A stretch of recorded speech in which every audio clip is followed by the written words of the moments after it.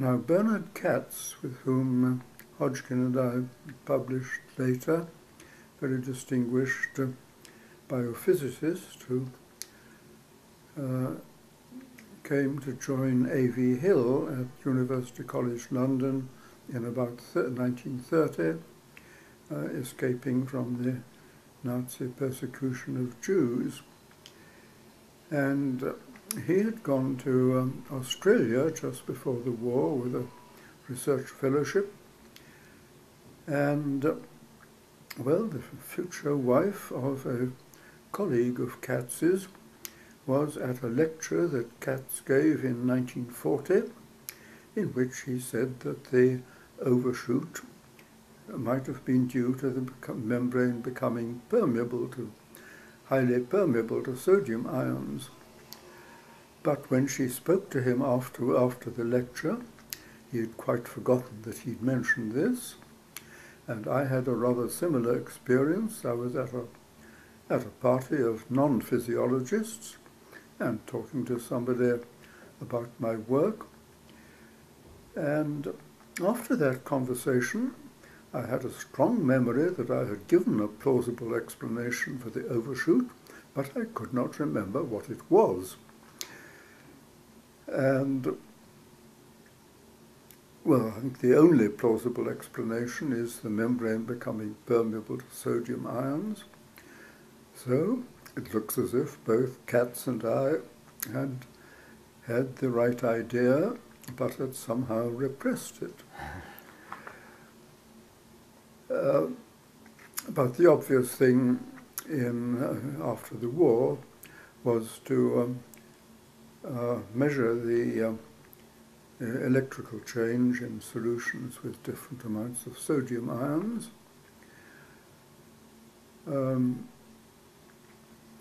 Yes, I got engaged, and in 1946, the Marine Lab at Plymouth was out of action because it had been bombed during the war. In 1947, Hodgkin and Katz went to Plymouth and did some preliminary experiments.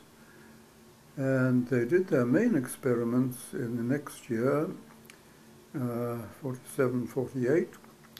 I would have joined them except that I was married that summer and was on my honeymoon. But they showed, well, very convincingly and with no shadow of doubt, that at the peak of this electric change during an impulse, the membrane became highly permeable to sodium. And that idea has become universally accepted, and it now seems terribly obvious. Who did you marry? I mean, was it...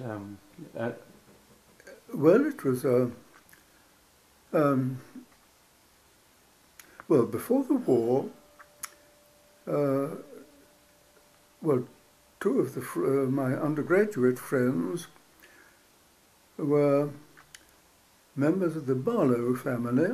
They were direct descendants of Charles Darwin, and they had a big house at Wendover and had a dance every year.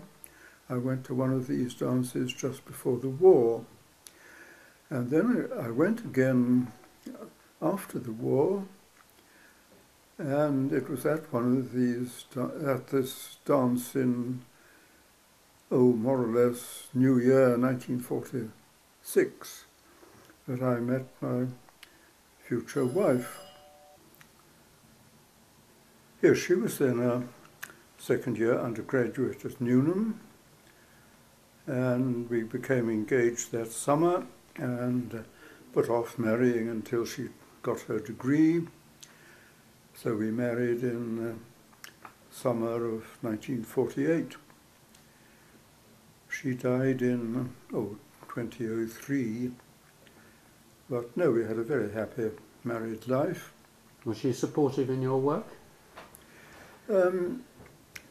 Not really. She had taken physiology in her, well, part one of the natural sciences tripos, but Well, she had many other interests. Yes, with one thing, yes, when we were engaged, she said she wanted to have 6 children. She was one of 6.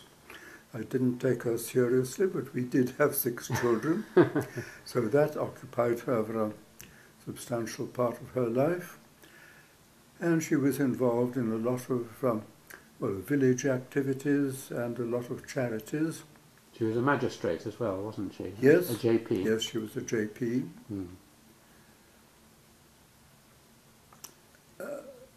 But really, well, from those points of view, we had separate activities. When you became Master of Trinity, or presumably she was having to entertain and things like this? Yes, and she was a very good entertainer and extremely good at making people feel at home. Yes, it was a regular thing. The Master of Trinity has lunch parties for scholars of the college. So a first-year scholar coming to lunch in the Master's Lodge is a bit terrifying, but Richenda was able to put them at ease as soon as they came in. You mentioned her name. Richenda. Richenda. Yes. It's when I first heard it, I thought it was an Italian name, but it is in fact a female equivalent of Richard. Yes, it's a common name among Quakers, and her ancestors had been Quakers, but her grandfather, Edward Reynolds Pease, was a very firm atheist and left the Quaker fold. And yes, Richenda's father also was a strong atheist and refused to enter a church. What about Richenda herself? What was her? I think she was an agnostic, as I am. Yes, a word that was invented by my grandfather. What a lovely thought. So you were and still are an agnostic. Yes. So you cannot see either that one can prove or disprove the existence of God. Yes. Yeah. Yes, and I'm very conscious that there's no scientific explanation for the fact that we are, at least I assume we all are, conscious. I mean, I'm aware and feel and see things, but there's still a total gap between mind and body. What about officiating at religious ceremonies in Trinity Chapel? Did you feel any difficulty about that or not? No. I've asked this of Martin Rees, and he says he feels no difficulty, even though he's also an agnostic, I think. Yes. Yes, the Master has a stall at the west end of the chapel. And no, that was advantageous on one occasion, because during the sermon, everybody attending to the sermon and looking at the preacher, I noticed that one of the candles on the altar had spilt wax down, and there was a fire starting on the altar. So I was able to touch the chapel clerk on the shoulder, sitting in front of me, and drew his attention to it. So it was dealt with. So you saved Wren's chapel. Yes.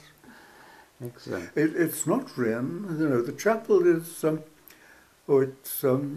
it was, I think, financed by Mary Tudor. Really? I've always gone around telling visitors that it's it's nothing to do with Wren, it's just the library. No, no, the old library is Wren. That's I think the only bit of Wren in Trinity. Though the chapel is clearly much later than Tudor inside. It's a box-like shape with looks 18th century rather than Tudor. Well, all the panelling and woodwork is relatively new, I think put in by Richard Bentley, who was a tyrannical master in the 18th century and had a war with the fellows. And of course, the stained glass in the windows is Victorian. And there were, well, Victorian paintings on the walls, but they've, I think, been covered over with a white paint that can be removed if some future generation wants to see them. Well, as we're on Trinity, although it's out of sequence, how long were you master of the college? 6 years. I succeeded Alan Hodgkin, my mentor, who had also been master for 6 years. Master is appointed initially to age 70, but the fellows can prolong up to age 75. If Hodgkin had been prolonged, I would already have been over 70 when the mastership became vacant. But he was not prolonged. I'm not fully clear why. His predecessors had been prolonged since this system came into operation. But when I was approaching 70, I asked to be prolonged for 2 years, not the maximum of 5. That was granted, so I was master, as Hodgkin had been, for 6 years. Yes, the lodge is a very comfortable place to live in and has splendid rooms for entertaining. Did you enjoy being master? Yes.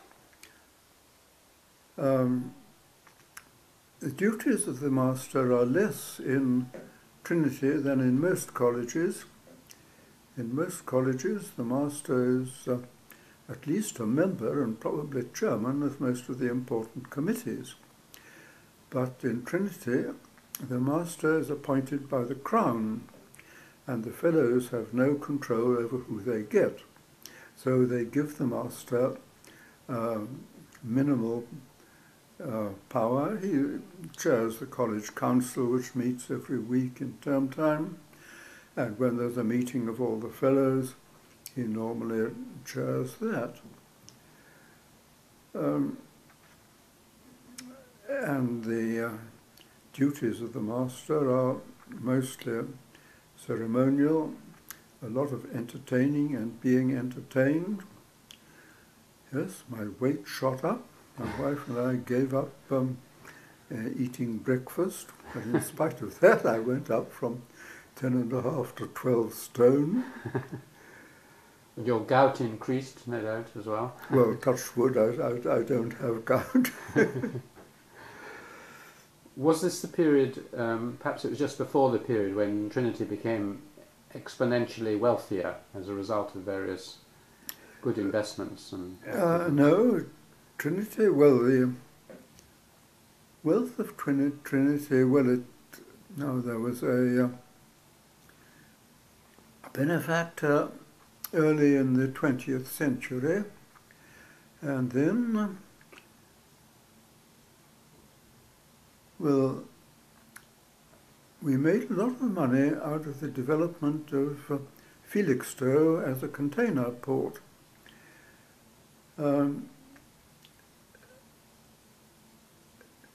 Our senior bursar bought quite a lot of land sort of inland from Felixstowe, thinking it would have value for housing developments. And there was, I think, just one private dock at Felixstowe at the time. This is about 1930. But then Felixstowe docks were developed largely by the next senior bursar, John Bradfield, who's still alive. And, well, it became immensely valuable, and we made a lot of money from that. Another thing that has made a lot of money is the Cambridge Science Park, which was really the first sort of science park in Britain, and that's on land to the north of Cambridge that had been a college possession, well, from before the foundation of Trinity. Because Trinity was founded by King Henry VIII in 1547, I think, by combining two very much older colleges. There was King's Hall, which was the second college in Cambridge, following Peterhouse, and Michael House, which was the third college in Cambridge. And this land to the north of Cambridge had been a possession of King's Hall, and then John Bradfield developed it as the Cambridge Science Park, and that has been a money spinner. And then they accidentally bought the farm where the Channel Tunnel came out on this side of the channel as well. Yes, yes. So a good set of very good serendipitous yes, investments. Indeed. Yes, so we have an income that's very much more than what we need in the college, and, well, a large part of it goes to providing bursaries to impecunious pupils who come up to Cambridge, to any college, not only to Trinity. And we make other benefactions to other colleges to enable them to have additional fellows and things of that sort.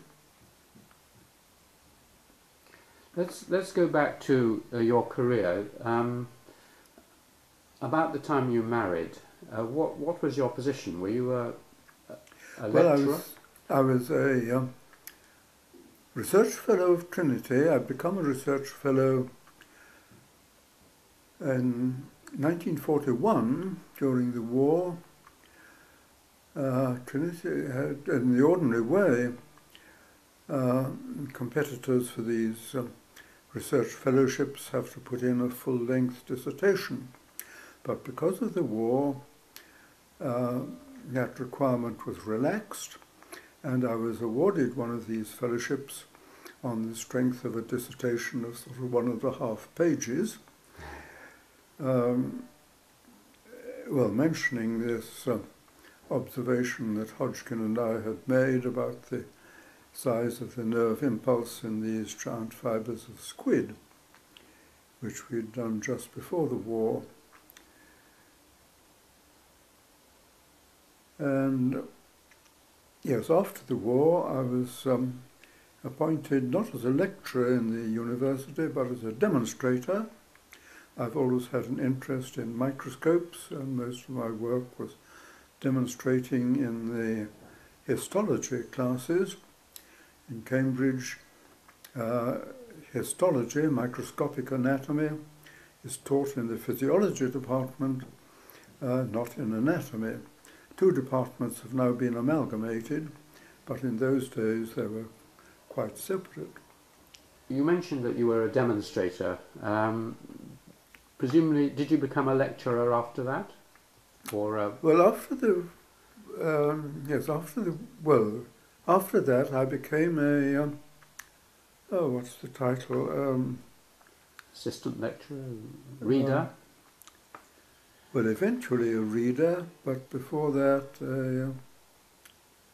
I can't remember. Anyhow, it was a sort of mixed research and teaching post. ADR, Assistant Director of Research. Yes, Assistant Director of Research.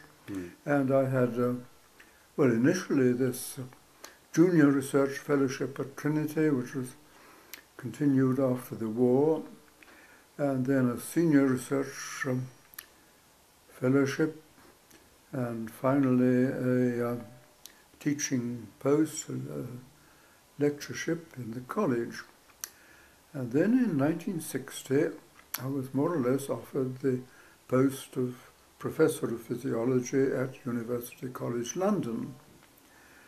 And A.V. Hill, whom I've already mentioned, was then working in retirement at University College London and heard that I was being approached, and he wrote to me saying that he hoped I would accept, saying that he had been in a similar situation in 1919, come back to Cambridge after the First War, and comfortably established with a university post and a college fellowship, when he was offered the chair of physiology at Manchester.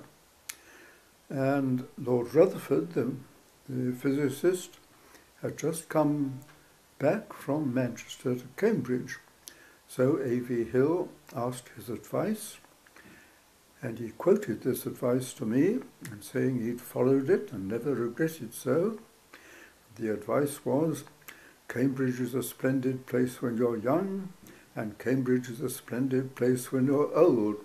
But for the middle of your life, for God's sake, get out. So I did follow his example and took this chair at University College London. In 1960,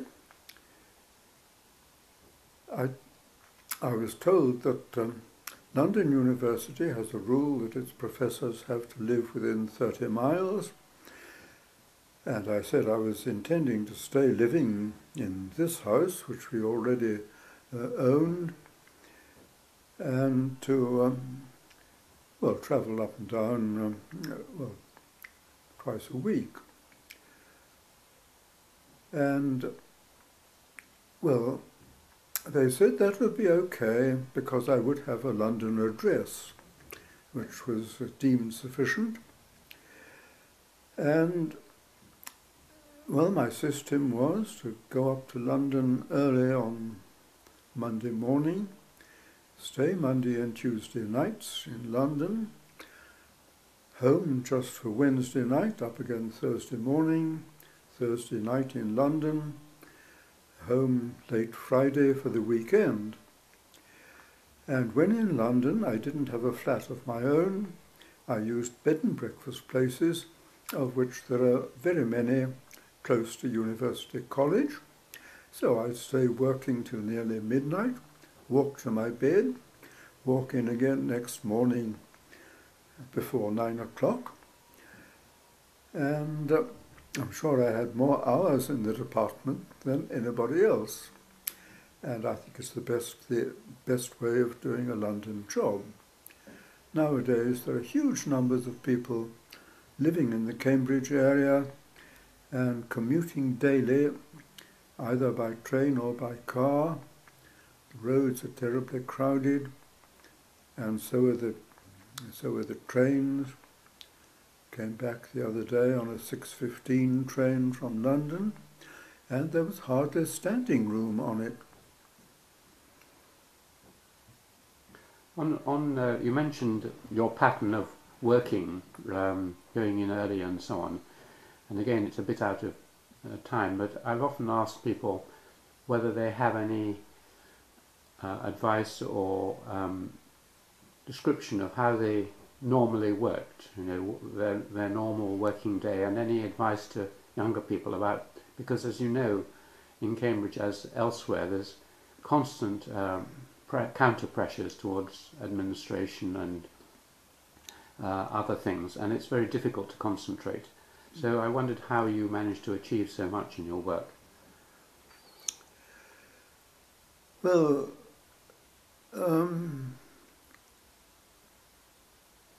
after I ceased being head of the department, the Royal Society gave me one of their research professorships. And these are, highly desirable posts. They provide a salary for the research worker and research expenses and the cost of a technician and a secretary. And I had this sort of post till I reached retiring age, which was in 1983. And then I did carry on, I think, without salary until I became master in 1984. What age did you get the Royal Society professorship? I'm sorry? How old were you when you got the Royal Society professorship? Well, that was 1969. I was born in 17, so I suppose I was 52. And were you at that time still in London or back in Cambridge? Well, I was living here, but working in London, as I say, as head of the physiology department. And with this Royal Society appointment, I continued my research at University College and continued travelling up and down twice a week, as I said, and went on doing that, yes, as I say, until 1983, when I retired, and I think I then went on for the sort of gap year before I became master.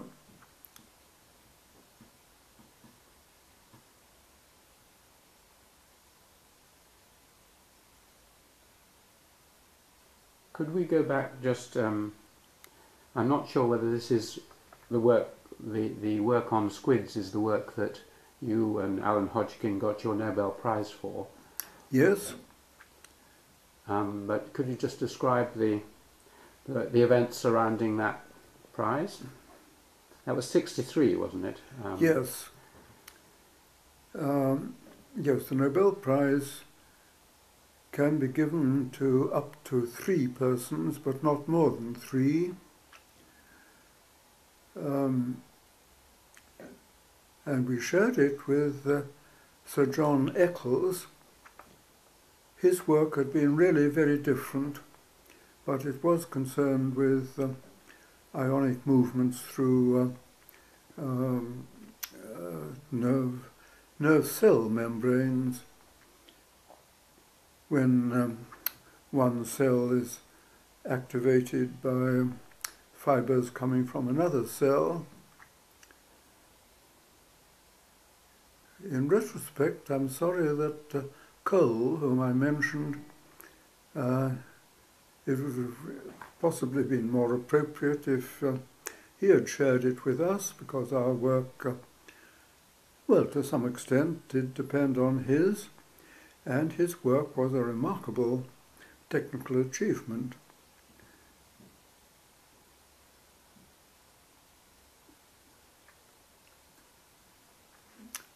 Yes, well, the events surrounding the award of the prize are, well, very, very enjoyable.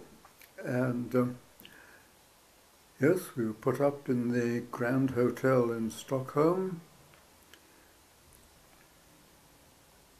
We took our 3 elder children with us, and that was a custom that I think had been started by Dick Singh a few years before. I'd known him as an undergraduate at Trinity, and I think he had his Nobel Prize for, well, inventing a method of separating proteins. But there are several banquets. I mean, there's the actual Nobel banquet, but I had got to know 2 of the senior people in physiology in Stockholm, Granit and Zoterman. Zoterman had worked with Adrian in Cambridge, but that was before my time. Granit had worked in the same field as William Rushton, who, as I said, was my supervisor as an undergraduate. And yes, they both had dinner parties. Do you think it changed your life? I mean, obviously there's some money attached as well, but There is. presumably this was also helped for your Royal Society professorship later and so on. Yes, and it certainly helped us to have our second family. We had our 6 children in 2 lots. Mm. And you no doubt put on some weight as well. yes, but this was, I didn't put on as much weight as I did when I was President of the Royal Society. Mm. Tell me something about the Royal Society. That's another role that you've... How long were you President for? 6 years. Just a moment. No, 5 years. Yes, well, age limits to all sorts of appointments came in with new statutes in 1926. J.J. Thomson had become Master of Trinity, I think, in 1918, and at that time there were no age limits, and under the new statutes, those already in post were allowed to choose to remain under old statutes. And J.J. Thomson did, so he remained Master until he died in 1940, at the age, I think, of 84 or something like that. But it meant that he was still Master when I was an undergraduate, and I was an entrance scholar, so I did come to some of his lunches. What was he like? Well, he was very conversable. He had a great interest in cricket, which I'm afraid I'm ignorant about.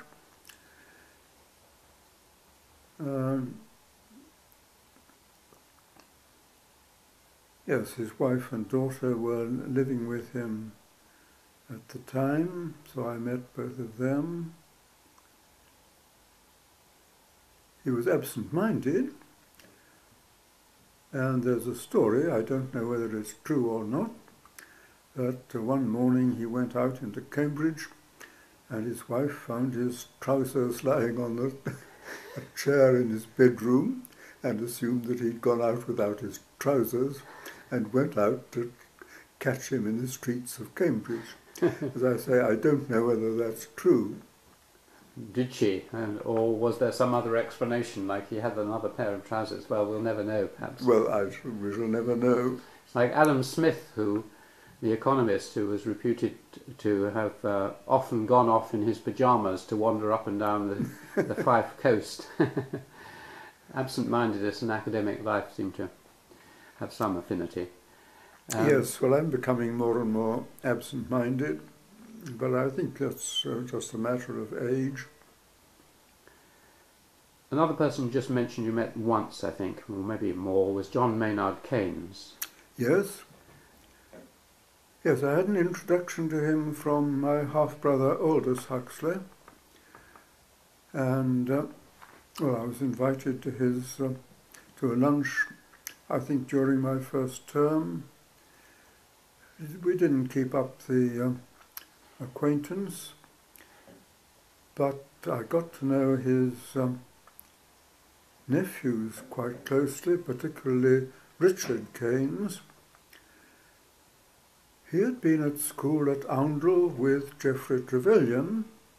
He's a few years younger than me, but he came up to Trinity just before the war, and Geoffrey Trevelyan introduced him to me. And,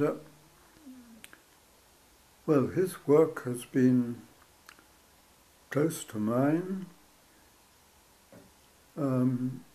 since the war.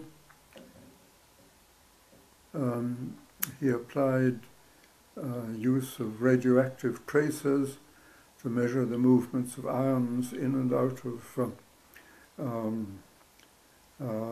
nerve and muscle fibers when they were active, and, well, obtained direct proof of the sodium idea that had been, well, originally rather hypothetical when we got onto it first.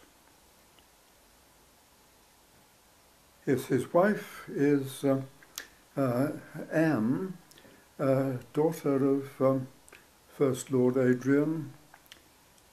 She was a very good singer. And they have two pianos in their living room, I noticed. Yes. Yes, I don't think I ever played duets with either of them. Were there any other, I mean, sometimes it's an impossible question, but I say, was there during the whole of your life anyone who really struck you as amazing? That is sort of the stature of Newton and Einstein and really out of this world. I can think of one or two in my life in Cambridge, but who would you rate as very, very... Well, of course, Alan Hodgkin. Mm-hmm.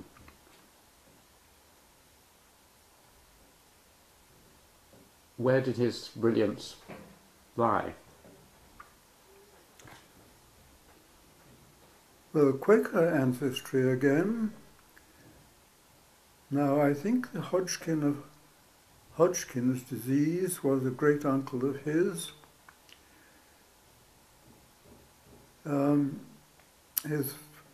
He wrote a very readable autobiography. I don't know if you've read it. I haven't, no. Yes, well, I recommend it. I think perhaps I'm the ideal reader because until reading it, I knew nothing about his boyhood, and this has a lot in it, and then quite a lot about his Cambridge time when, well, I slightly knew many of his friends, and then his war work. I did meet him a few times in the war. He was developing radar for the Air Force. That was all at Malvern. And I was in operational research for Anti-Aircraft Command.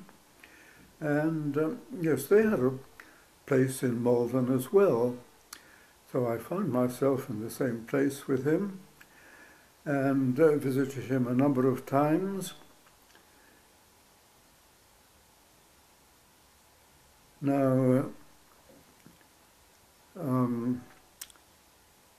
radar trace, the spot on the cathode ray tube goes across very quickly, perhaps 1,000 times a second, but only taking us a very small fraction of 1,000th of a second to go across. And it started when a pulse is sent out from the radar station, and it shows a deflection when the reflection from the aircraft comes back. And the strength of this reflection varies a great deal from second to second. And now, Bernard Lovell, very distinguished person, still alive, was wondering how to record these fluctuations. And I think mentioned this to Alan, and I had an idea of how to do it. I had been given a Leica camera, which I still use for my 21st birthday, and I got the necessary series of photographs by winding a cassette of film through with a cover on the lens, and then disconnecting the ordinary wind-on process, as has to be done for rewinding film, and rewound at great speed by winding a tape round the rewind knob, and fixed up the camera on a tripod facing the cathode ray tube. And then when this series of traces was going across, I'd pull the tape, and get a long series of these traces which fluctuated in amplitude with high frequency. And I think this was very useful to Lovell and Hodgkin, and so particularly the people who are developing radar. But I'd got into interest in anti-aircraft command again through A.V. Hill. In the First World War, he had been a member of the team developing anti-aircraft gunnery at the Naval Medical School. The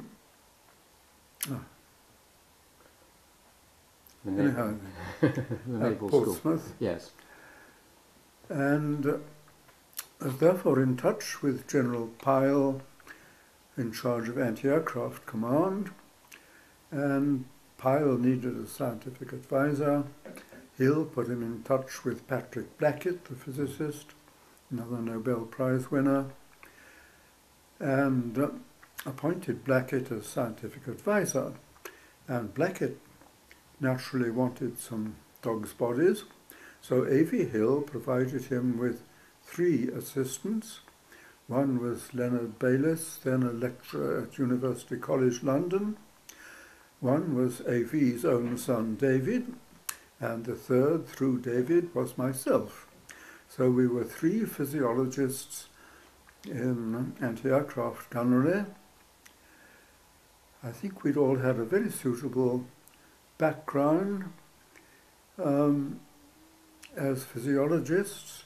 I think we'd all taken the tripos at Cambridge and had all done physics and a half subject of mathematics in part 1, and that gave us, the necessary knowledge of statistics and of differential equations to deal with the problems of anti-aircraft gunnery. Our work was largely a matter of adapting the predictors, the things that told the guns where to point, to use radar data. The existing predictors all had a pair of telescopes on them, which were operated by 2 operators, one in elevation and the other in rotation in azimuth. But they required data that was very precise in order to work satisfactorily. And at that time, the radars available were much too imprecise for the predictors to use their data correctly. So we invented modifications to the predictors that enabled them to make use rather indirectly of this very poor input data. So we were working in a sort of outstation of anti-aircraft command. And then, as Blackett was transferred first to Coastal Command and then to the Admiralty, we were for a time under Neville Mott, later Master of Keys and another very distinguished physicist, and finally under Basil Schonland, South African physicist, who worked mostly on lightning and how it's produced. Anyhow, so it was an interesting time. And then, I suppose it was in late 41, Blackett got me transferred to the Admiralty. And I was doing the same sort of work, operational research, in the gunnery division of the Naval Staff. Now, the gunnery division is not concerned with design of guns. That's under the controller of the Navy, the Third Sea Lord. But gunnery division was concerned with the use of guns and, well, their accuracy and that sort of thing. And, well, I had several trips on warships. I think on the King George V, one of the First War battleships, doing trials of its guns, shooting at one of the skerries, small rocks off the north of Scotland, based in Scupper Flow in Orkney. And then I had a time in the Mediterranean on board the Belfast, a 6-inch cruiser, which is now anchored in the Thames, I think. I've talked to a number of distinguished scientists like Patrick Bateson and Gabriel Horn and others about whether there are features of Cambridge, the organisation of Cambridge University Way, that provide good conditions for scientists and others to work in, and they seem to think that was the case, and that was one of the reasons they hadn't gone to America. Have you found it a good place to work, and for what reasons? Yes, it's a very good place to work. Well, particularly in my field, which has a strong tradition in Trinity.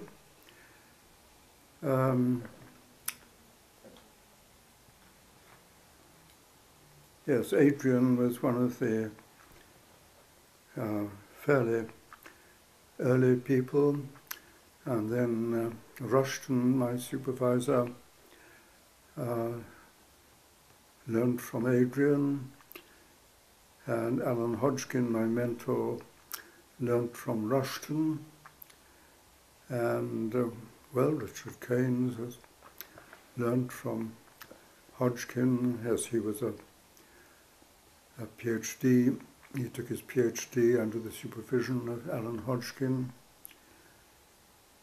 and so on. It was largely a matter of chance. All my near relatives had been to Oxford. And I had one full brother.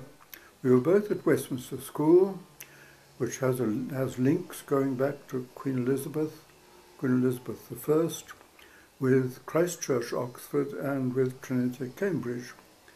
And my brother got a closed scholarship to Christ Church, and I got a closed exhibition. There weren't closed scholarships to Trinity.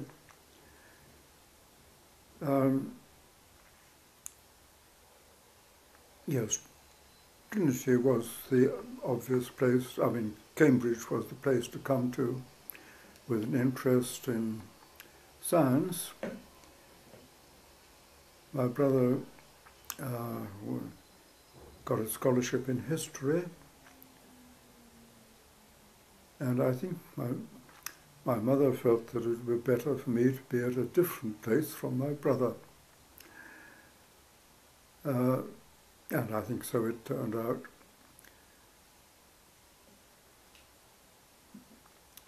But how these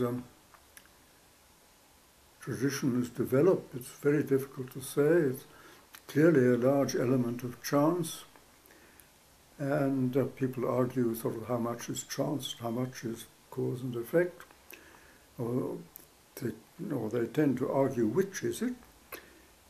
My answer is always it's a bit of both. And, well... Random variation and selective retention, as I think someone Yes. once. Yes, well, a process analogous to Darwinian natural selection. What relation is Francis? I knew an anthropologist called Francis Huxley. Yes. Well, he's the younger son of my half-brother Julian Huxley. So he's a half-nephew, but he's only, he's a few years younger than me, but only a few years. I knew him when I was an undergraduate at Oxford, I think, Oh yes, because I'm an anthropologist as well. yes. He's been in the States for a long time. Mm. I haven't seen him for many years. Mm. So I think perhaps on that family note of a great distinguished Cambridge family, I'd like to thank you very much indeed. Well, thank you. It's been interesting recalling these memories. Have you written any of them down anywhere, or? Yes, Alan Hodgkin said I ought to write them down, and I've got some way. I think I've got about up to about 40 pages of typescript intended for internal consumption. Whether it'll turn out to be publishable or not, I don't know. I think Alan Hodgkin's autobiography, as he told me, he started it really dealing with his war work, because some of his colleagues in the developing radar had been killed in flying accidents testing the radar, and he started it essentially to make their work known, and then extended it in detail with his earlier life and his time as an undergraduate, but only a little about his time as President of the Royal Society and Master of Trinity. What relation is Dorothy Hodgkin? She's the... I imagine she's a relation. Originally the wife of I think a first cousin of Alan Hodgkin's. Ah, quite distant, yeah. Fairly distant, yes. Yeah. Good. Well, thank you very much indeed.